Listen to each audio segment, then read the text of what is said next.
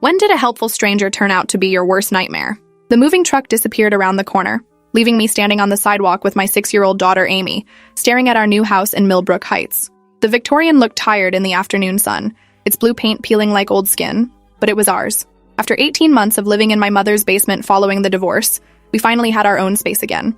Amy clutched her stuffed rabbit closer as she surveyed our new neighborhood, and I felt that familiar knot of anxiety in my stomach. Single mothers moving to unfamiliar places always carried that weight, the responsibility of keeping your child safe in a world full of strangers. I'd chosen this quiet suburban street specifically because it looked safe, with well-maintained lawns and family cars and driveways.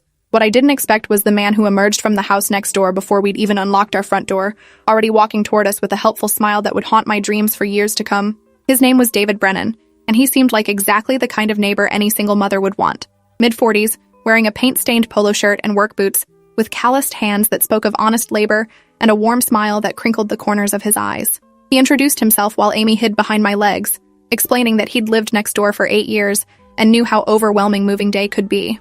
Before I could politely decline, he was already lifting boxes from our front porch, commenting on how heavy they were and joking that I must have packed books in every single one.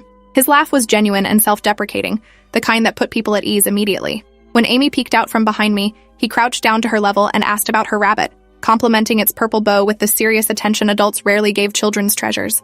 By the time we'd carried the last box inside, I felt like I'd won the neighbor lottery. David seemed like the protective older brother I'd never had, someone who would watch out for us in this new place where everything felt uncertain. Over the following weeks, David's helpfulness became a constant presence in our lives that I came to depend on more than I should have. When our kitchen sink started leaking on a Sunday morning, he appeared at our door within minutes of my frustrated sigh, toolbox in hand and refusing any offer of payment.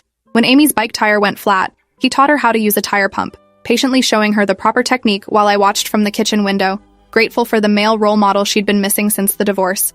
He knew exactly when our garbage collection day was and would drag our bins to the curb if he noticed I'd forgotten, leaving them neatly positioned and never making me feel embarrassed about the oversight. His timing was always perfect, appearing just when we needed help most, as if he possessed some sixth sense for our daily struggles.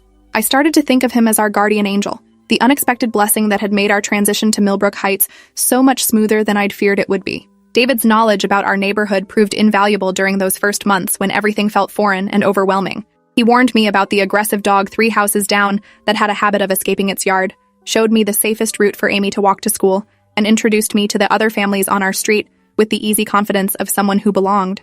When Mrs. Chen from across the street mentioned that break-ins had been increasing in the area, David immediately offered to install motion sensor lights around our property, spending his entire Saturday afternoon on the project despite my protests about imposing on his time. He seemed to anticipate our needs